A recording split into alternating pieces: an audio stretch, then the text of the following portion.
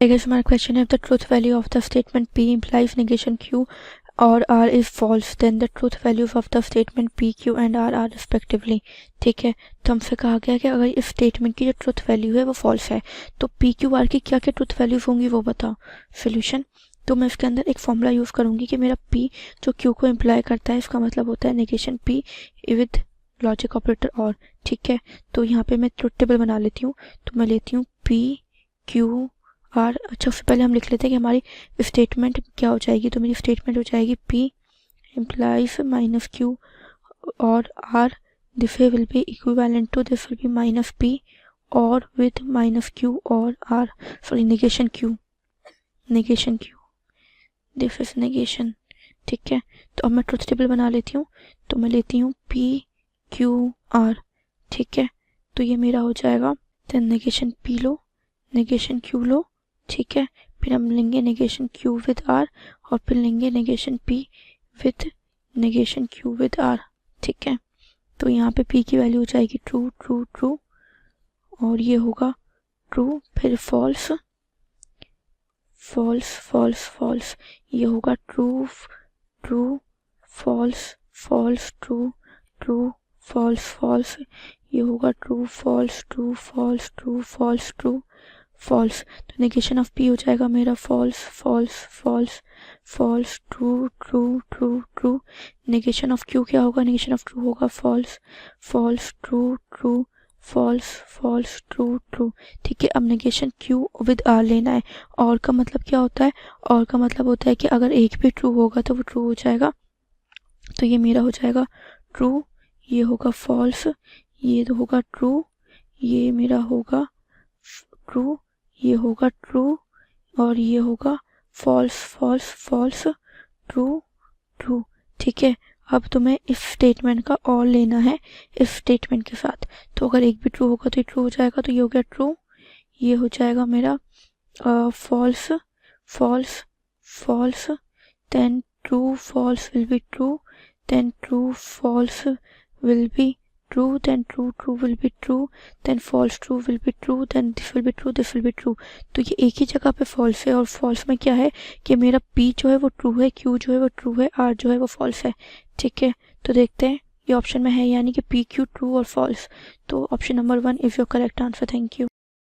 हाय guys, हमारा question है which one of the following Boolean expression is a tautology. तो option number 1 है मेरा P और Q और P और नेगेशन Q. तो ऑप्शन नंबर 1 डिस्कस करते हैं. ऑप्शन नंबर 1 है मेरा टोटोलॉजी का मतलब क्या है कि इसका आउटपुट जो हमेशा ट्रू आना चाहिए.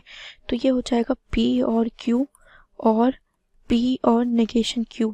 ठीक है, तो उसको मैं लिख सकती हूँ P और Q और नेगेशन Q. ठीक है, अब ये देखो कि जहाँ पे मेरा Q फॉल्स होगा वहाँ नेगेशन Q ट्रू हो जाएगा. तो इस स्टेटमेंट की वैल्यू हमेशा ट्रू आएगी. और मेरा और में क्या होता है कि अगर एक ट्रू है तो मेरा वो हमेशा ट्रू हो जाता है. तो मेरा ये स्टेटमेंट जो है ट्रू है, हैंस दिस इज टोटोलॉजी. ठीक है, तो मुझे इसका आंसर तो फर्स्ट पार्ट में मिल गया कि ऑप्शन नंबर 1 जो है वो टोटोलॉजी है. अब ये देख लेते हैं कि ये ऑप्शन टोटोलॉजी क्यों नहीं है. तो ऑप्शन नंबर 2 देखो, ऑप्शन नंबर 2 है मेरा P एंड Q और P एंड नेगेशन Q. ठीक है, तो मैं इसको लिख सकती हूँ P एंड Q और नेगेशन Q. ठीक है, अब ये देखो Q और नेगेशन Q मुझे हमेशा ट्रू वैल्यू देगा. अब मेरा ये वैल्यू P पे डिपेंड करता है कि अगर मेरा P ट्रू होगा तो ये टोटोलॉजी होगा, अगर P फॉल्स होगा, ये फॉल्स हो गया तो यहाँ से मुझे कंफर्म नहीं मिल रहा कि ये ट्रू होगा, इसलिए ये आंसर नहीं है. ठीक है, अब ऑप्शन नंबर 3 देखते हैं. ऑप्शन नंबर 3 इज P और Q एंड P और नेगेशन Q. तो यहाँ पे इक्विवेलेंट हो जाएगा P और Q एंड नेगेशन Q. अब Q एंड नेगेशन Q जो होगा वो मेरा हमेशा फॉल्स होगा. क्यों होगा, क्योंकि जहाँ पे भी ये ट्रू हो जाएगा ये फॉल्स हो जाएगा. ठीक है, तो ये मेरा हमेशा फॉल्स होगा. अब ये मेरा हमेशा फॉल्स होगा तो मैं ये नहीं कह सकती कि अगर मेरी P की वैल्यू ट्रू होगी तो ये ट्रू होगा. तो यहाँ पे भी मुझे कंफर्म नहीं मिल रहा, तो ये भी आंसर नहीं होगा. ऑप्शन नंबर 4 है, ऑप्शन नंबर 4 इज P और Q, P और Q एंड P और नेगेशन Q. तो ये बराबर होगा P और Q एंड नेगेशन Q. ठीक है, तो ये देखो ऑप्शन नंबर 3 ऑप्शन नंबर बिल्कुल सेम है. तो उसका रीज़न भी ये पता चल गया कि ये क्यों नहीं होगा. Hence option number 1 is your answer. Thank you. In a certain city, only two newspapers A and B are published. It is known that 25% of the city population reads A and 20% reads B newspaper, while 8% read both A and B. It is also known that 30% of those who reads newspaper A but not B look into advertisements, and 40% of those who read B but not A look into advertisements, while 50% of those who read both A and B look into advertisements. What is the percentage of the population reads an advertisements? So what is the given in the question? We have to write. So there is probability of A. We have to define some event like probability of A will be 25 upon 100 because they will be in percentage. So we have to divide by 100. Then we got 1 by 4. Similarly, we have to find the probability of B. That will be 20%. So we have to divide by 100. Then we got 1 by 5. Now, what is the question? The question is that we have to write while 8% reads both A and B. So, probability of A intersection B, that will be 8 upon 100 is equal to 2 by 25. Now, from the question we got probability of A intersection B. This is the formula, minus probability of A intersection B. Now put the values in this given formula. We know the value of PA. Probability of A will be 1 by 4 and the probability of A intersection B will be 2 by 25. Then we got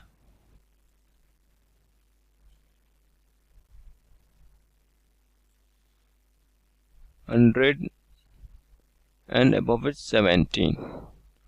After that, according to the question, newspaper A will be not read, that will be A bar. Intersection of B, that will be probability of B minus probability of A intersection B. Now put the values. 1 by 5 minus 2 by 25. Then we got 3 upon 25. Let C be the probability that the population who reads advertisement, that will be probability of C will be 30% of probability of A intersection B bar plus 40% of probability of A not intersection B plus 50% of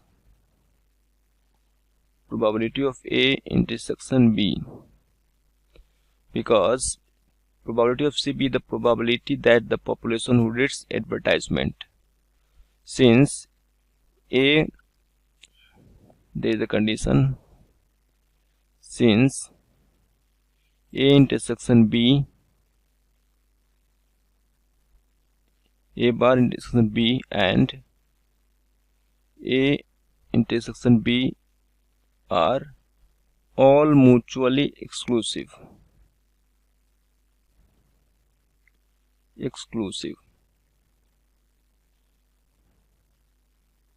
Then we have to find the probability of C. Probability will be, there will be 3 by 10 multiplied by 17 by 100 plus because there will be 30%. Then we got, after simplification, we got 3 by 10. Then the value of probability of A intersection B bar, that will be 17 upon 100. Then 40% will be 2 upon 5. Then the value of this term will be 3 by 25. Then 50% of, then 1 by 2 into 2 upon 25. After calculation this, we got 1 by 39 upon 1000, that will be 13.9%. So this is the correct answer. I guess हमारा question है the mean and median of the following 10 number in increasing order 10, 22, 25, 29, 34, x 42, 67, 70, y are 42 and 35 respectively. Then y by x is equals to, हमें तो 10 number दिए हैं जो increasing order में arrange है, उनका मीन और मीडियन हमें दे रखा है. तो क्या है y by x की वैल्यू बताओ क्या होगा. ठीक है, तो मेरी ऑब्जर्वेशन है 10, 22, 26, 29, 34, x 42, 67, 70, y 42. तो मेरा मीन जो होगा वो मीन हो जाएगा इन सब का सम डिवाइडेड बाय 10. तो ये हो जाएगा 10 plus 22 plus 26 plus 29 plus 34 plus x plus 42 plus 67 plus 70 plus y plus 42 whole divided by 10. ठीक है, और ये किसके इक्विवेलेंट दे रखा है, 42 के इक्विवेलेंट दे रखा है. तो 42 इज इक्विवेलेंट टू, ये आ जाएगा मेरा 300 plus x plus y divided by 10. तो ये आ जाएगा यहाँ से 420 minus 300 is equals to x plus y. तो एक्स प्लस वाई कितना आ गया, ये आ गया तुम्हारा 420 माइनस 300 विल बी 120. तो ये आ गया 120 हो गया. तो इक्वेशन नंबर 1. ठीक है, अब मेरे पास 10 है ऑब्जर्वेशंस और मीन का है. तो मीन जो होगा वो मिडिल टू टर्म्स का एवरेज होगा. तो ये 34 प्लस एक्स होगा मेरा. Median will be equals to, median will be equal to 34 plus x by 2. और मीडियन दिया कितना है, मीडियन दिया है 35. तो यह आ जाएगा 35 is equals to 34 plus x by 2. तो यह आ जाएगा x is equals to 70 minus 34, this implies 36. तो x की वैल्यू जो है वो 36 आ गई. इसको इक्वेशन नंबर 1 में डाल दो. तो y is equals to 120 minus 36. तो y आ गया 84. और निकालना क्या था, मुझे निकालना था y बाय एक्स ना. तो y बाय एक्स मेरा हो जाएगा 84 बाय 36 और 12 से काट दो तो ये आ जाएगा 7 बाय 3. तो देखते हैं 7 बाय 3 ऑप्शन में है या नहीं. तो option number 1 is your correct answer. Thank you. Hi guys, हमारा क्वेश्चन है if p is equivalent to q और r is false then the truth value of p q r r respectively. तो ये कहा है अगर स्टेटमेंट की truth value जो है वो फॉल्स है तो p q r की क्या वैल्यू रही होगी वो बताओ. तो इसके लिए मुझे स्टेटमेंट को मैं कैसे लिख सकती हूँ, p equivalent to q r को मैं लिख सकती हूँ this will be equivalent to negation of p with और विद q नेगेशन r. ठीक है, ये इसके बराबर होगा. तो मैं ट्रुथ टेबल बना लेती हूँ p q r और मुझे चाहिए होगा q. अब मैं यहाँ पहले नेगेशन p निकाल लेती हूँ. नेगेशन p, फिर निकालेंगे q और r और फिर निकालेंगे नेगेशन p और विद q r. ठीक है, तो अब ये ट्रुथ वैल्यूज क्या क्या होंगी, ये होगी true true, this will be true true, this will be false false false false. ये होगा मेरा ट्रू फॉल्स, नहीं ये होगा true true false false true true false false. ये होगा true false true false true false false ऊपर false true false. ठीक है, नेगेशन p मेरा हो जाएगा false false false false true true true true. अब तुम q और r निकालो. और का मतलब क्या होता है कि अगर एक भी ट्रू होगा तो ट्रू होगा. तो ये मेरा ट्रू होगा, ये ट्रू होगा, ये ट्रू होगा, ये फॉल्स होगा, ये ट्रू होगा, ये ट्रू होगा, ये ट्रू होगा और ये फॉल्स होगा. ठीक है, तो अब देखो अब क्या करना है, अब तुम्हें इन दोनों का और लेना है. तो ये मेरा ट्रू होगा, ये ट्रू होगा, ये ट्रू होगा, ये फॉल्स होगा, ये ट्रू होगा, ये ट्रू होगा, ये ट्रू होगा, ये ट्रू होगा. अब क्या दिया था कि ये इसकी वैल्यू जो है फॉल्स हो. तो फॉल्स मेरा कहाँ पर है, फॉल्स मेरा यहाँ पर है. तो पी क्यू आर की वैल्यू हो जाएगी ट्रू फॉल्स फॉल्स TFF. तो देखते हैं ये ऑप्शन में है या नहीं है. तो option number 2 is your correct answer. Thank you. Hi guys, हमारा क्वेश्चन है if the standard division of the numbers -1 0 1 k is √5 where k is greater than 0 if equals to. ठीक है, तो हमें यहाँ पे 4 ऑब्जर्वेशन दे रखी है और उनका स्टैंडर्ड डिवीजन दे रखा है और कहा है कि तुम k की वैल्यू बताओ क्या होगी। ठीक है, सोल्यूशन, तो मेरी ऑब्जर्वेशन है -1 0 1 k। तो मेरा स्टैंडर्ड डिवीजन का फॉर्मूला क्या होता है? मेरा स्टैंडर्ड डिवीजन का फॉर्मूला होता है, अगर मेरी ऑब्जर्वेशन जो है वो x1 से लेके xn तक है, x1 to xn, तो मेरा स्टैंडर्ड डिवीजन का फॉर्मूला होता है 1 summation i is equals to 1 by n, इसको 1 बाय n से मल्टीप्लाई करो इंटू xi का square minus 1 by n into summation xi का whole square and i is equals to 1 to n। ठीक है, तो यहाँ पे मेरा स्टैंडर्ड डिवीजन कितना हो जाएगा? ये हो जाएगा, इस फॉर्मूले को यूज़ करो, तो this will be equals to 1 by 4, तो ये होगा 4 और ये होगा मेरा -1 का square plus 0 square plus 1 square plus k square minus ये हो जाएगा -1 plus 0 plus 1 plus k by 4 का होल स्क्वायर। ठीक है, और ये दे रखा है √5 is equals to this much, तो इसको सॉल्व करो, ये कितना मिल जाएगा यहाँ से? ये मिल जाएगा -1 स्क्वायर 1 प्लस 1, तो ये आ गया 2 plus k square upon 4 minus ये आ जाएगा k स्क्वायर अपॉन 16 का अंडर रूट, तो दोनों साइड स्क्वायर ले लो, तो ये आ जाएगा 5 इज इक्वल्स टू, अब मैं यहाँ एलसीएम ले लेती हूँ, तो ये हो जाएगा 16 डिवाइड बाई 4, तो ये आ गया 8 plus 4 k square minus k square, so this implies 16 into 5 is 80 is equals to 4, it will be 3k square plus 8, 3k square plus 8, तो k स्क्वायर की वैल्यू 3k स्क्वायर कितना आ जाएगा? ये आ जाएगा 72, तो k स्क्वायर कितना आ जाएगा? k square will be equals to 72 by 3, तो ये आ गया 24, तो k will be equals to plus minus under root 24। लेकिन ये कहा गया कि k जो है पॉजिटिव है, k इफ पॉजिटिव, तो यहाँ पे k की वैल्यू क्या हो जाएगी? k will be equals to plus under root 24, 24 को मैं लिख सकती हूँ 4 इंटू 6, तो ये मेरा आ जाएगा 2 अंडर रूट 6। ठीक है, तो k की वैल्यू है 2 अंडर रूट 6, तो देखो ये ऑप्शन में है या नहीं है, तो option number 2 is your correct answer. Thank you. Hello students, तो आज का हम लोग का क्वेश्चन है कि a student scores the following marks in the 5 test. मतलब पहले के 5 टेस्ट में उसने कितना स्कोर किया? पहले टेस्ट में 45, फिर 54, फिर 41, फिर 57 और फिर 43। ठीक है, अभी क्या बोला है कि he score in the is not known for the 6 test. तो 6 टेस्ट में उसने जो भी स्कोर किया वो हमें अननोन है, वो क्वेश्चन मार्क है। ठीक है, अभी इसमें क्या हम लोग को इन्फॉर्मेशन दिया है कि if the mean score is 48 in the 6 test then the standard deviation of the marks in 6 test is. हमें मीन दिया है, हमें क्या फाइंड करने को बोला है? हमें स्टैंडर्ड डेविएशन फाइंड करने को बोला है। ठीक है, तो इसको प्रोसीड करते हैं। अभी हमें 6 टेस्ट का वैल्यू मालूम नहीं है, तो इसको कुछ x से लेट कर लेते हैं। ठीक है, तो लिख लेते हैं हम let marks in the 6th test be, कुछ रैंडम वैल्यू पकड़ लेते हैं x। ठीक है, ये एक वेरिएबल है। अभी हमें मीन का फॉर्मूला तो हमें मालूम ही है, मीन क्या होता है? a1 plus a2 plus dot an by n। तो इसमें फर्स्ट टेस्ट में कितना था?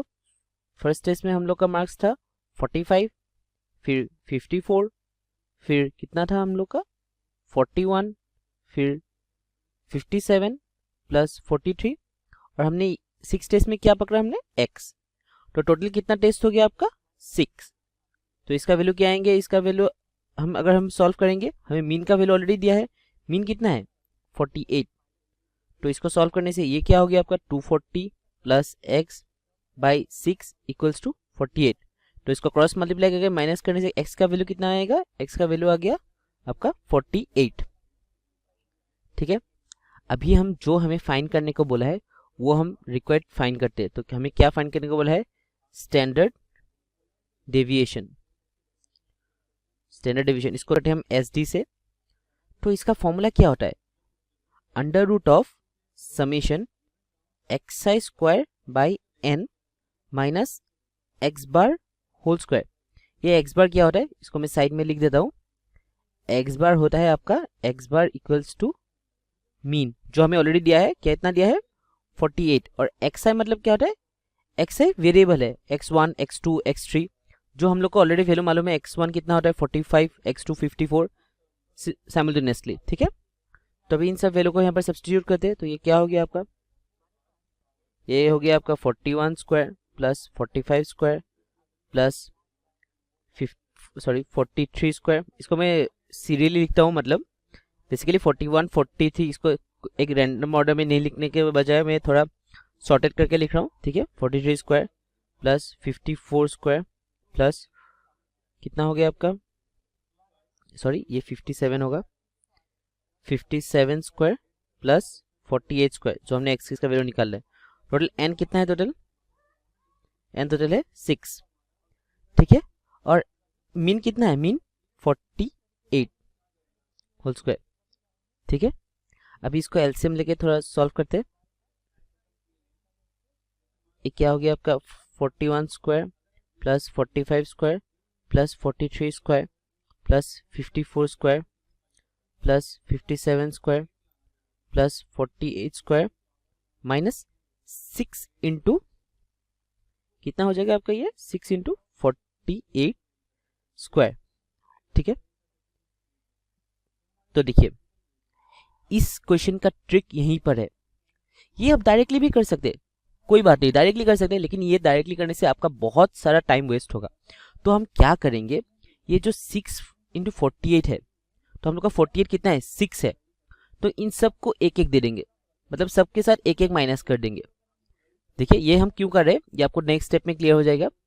ये अब देखिए अब क्यों हम क्या करते हैं, कुछ इस तरह से होगा 48 square minus 48 square, sorry 41 square minus 48 square, ठीक है, प्लस 45 स्क्वायर माइनस 48 स्क्वायर, ठीक है, प्लस 43 स्क्वायर माइनस 48 स्क्वायर, और सॉरी ये होल स्क्वायर नहीं है, इस पर गलती मत कीजिएगा, 48 square plus 54 square minus 48 square plus कितना होगा ये 57 माइनस 48 स्क्वायर, और ये क्या हो गया 48 स्क्वायर माइनस 48 स्क्वायर, ये 0, ये हम नहीं लिखते, ठीक है। अभी ये हमने ऐसा क्यों किया, हमने ऐसा किया क्योंकि हम लोग को मालूम है ए स्क्वायर माइनस बी स्क्वायर क्या होता है, ए माइनस बी ए प्लस बी। तो इन सभी टर्म को हम ए माइनस बी ए प्लस बी में एक्सप्रेस कर सकते हैं, ठीक है। तो इन सब टर्म को एक्सप्रेस करते हैं ताकि हम लोग का जो भी हो तो सिंपल आंसर मिले। तो 41 माइनस 48 कितना होता है, 41 माइनस 48 माइनस 7, इन दोनों को प्लस करेंगे तो कितना होगा 41 प्लस 48 89, ठीक है। तो सभी टर्म्स को इस तरह से लिखते हैं, ए माइनस बी ए प्लस बी प्लस ए माइनस बी ए प्लस बी प्लस ए माइनस बी कितना हो गया 6, ए प्लस बी कितना हो गया आपका 102, इसमें ए माइनस बी कितना हो गया आपका 9, ए प्लस बी कितना हो गया 105। देखिए अभी ये सारा मल्टीप्लिकेशन बहुत सिंपल हो गया, ये आप कुछ ही मिनट में कर पाएंगे, लेकिन अगर आपने 54 स्क्वायर 45 स्क्वायर, ये बहुत टाइम कंज्यूमिंग होगा और कुछ आपके आंसर भी रॉन्ग आने का प्रोबेबिलिटी बहुत ज़्यादा हो जाएगा।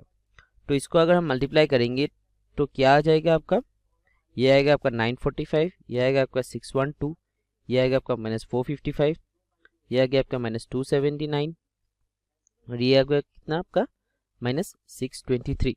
ये बस मैं ये प्लस टर्म्स को पहले लिख रहा हूँ, बाकी आप कंफ्यूज मत होइएगा इन सब क्वेश्चंस पे।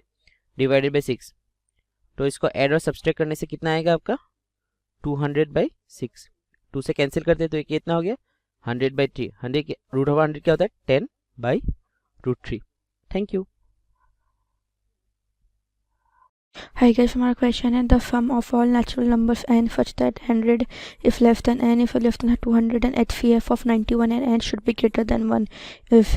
तो हमें बताना है कि तुम 100 से लेकर 200 के बीच में नेचुरल नंबर्स जो है उनका सम निकालो, लेकिन वो नंबर्स होने चाहिए जिनका उस नंबर के साथ जो 91 के साथ जो HCF हो वो 1 से ज़्यादा हो, ठीक है। सोल्यूशन, तो नेचुरल नंबर्स बिटवीन 100 एंड 200 कौन कौन से होते हैं, natural numbers between 100 and 200 are, ये शुरू होंगे 101 से 102 अप टू 199, टोटल 98 नंबर्स हैं ये, ठीक है।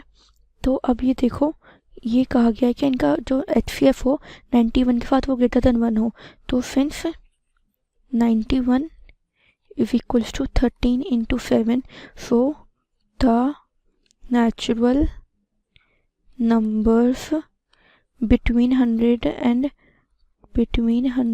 200 whose HCF with 91 is more than 1 are the numbers which are divisible by 13 and 7। तो वो 5 नंबर कौन से होंगे? वो नंबर वो होंगे जो 13 और 7 से भी डिविजिबल हो पाए। So are the numbers which are divisible by 13 and 7। ठीक है, हेंस तो रिक्वायर्ड नंबर्स मेरा क्या हो जाएगा? Required numbers will be sum of the required numbers will be sum of the required numbers will be, ये होगा मेरा sum of the numbers divisible by 7, sum of the numbers divisible by 7 plus sum of the numbers divisible by 13। ठीक है, अब ये देखो कि इसमें एक नंबर 2 बार आ गया, जो नंबर 7 से डिविजिबल हो लेकिन 13 का मल्टीपल हो, और यहाँ पे जो नंबर 13 से डिविजिबल हो पर 7 का मल्टीपल हो।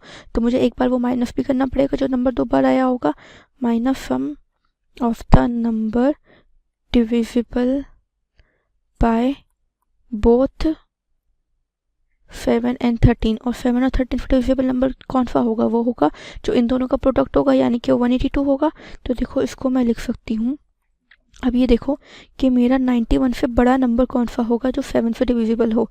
तो वो होगा 98। तो ये मेरा हो जाएगा, यहाँ पे सम है तो सम हो जाएगा r is equals to 1 to 14, ये आ जाएगा मेरा 98 प्लस 7r। ठीक है, तो अब ये देखो कि मेरे पास ये 14 कहाँ से आया? तो 14 आया है यूजिंग एपी। एपी में मेरा ए एन का फॉर्मूला क्या होता है? ए प्लस एन माइनस 1r।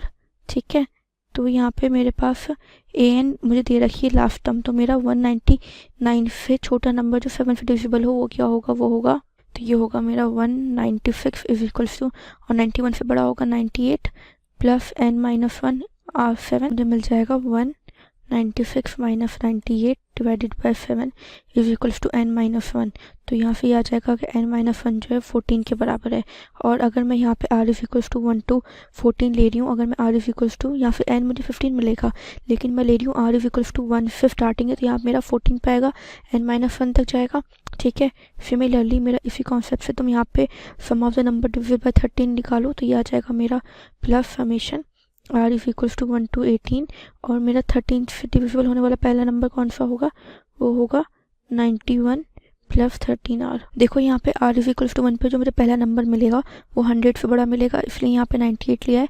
और यहाँ पे r इज इक्वल्स टू 1 पे जो पहला नंबर मिलेगा वो 100 से बड़ा मिलेगा, इसलिए यहाँ 91 लिया है। ठीक है, अब माइनस मेरा होगा 7 और 13 से डिविजिबल हो, तो वो आ गया 182। ठीक है, तो ये मेरा हो जाएगा 98 इंटू 14, क्योंकि 14 टाइम्स ऐड हो रहा है, प्लस 7। अब यहाँ पे मेरा नेचुरल नंबर्स को ऐड करने का फॉर्मूला क्या होता है? ये होता है n प्लस 1/2, और यहाँ पे मेरा n 14 है, तो ये मेरा आ जाएगा 7 इंटू 14 इंटू 15/2 प्लस ये मेरा आएगा 91 इंटू 8 प्लस 13 टाइम्स ये आ जाएगा मेरा 8 इंटू 9/2 माइनस 182। तो उसको सॉल्व करो तो ये आ जाएगा मेरा 1372 प्लस 735 प्लस 728 प्लस 468 माइनस 182। तो ये आ जाएगा मेरा 3303 माइनस 182, और ये आ जाएगा मेरा 3121। ठीक है, तो देखो ये ऑप्शन में है, यानी 3121 option number 4 is the correct answer. Thank you.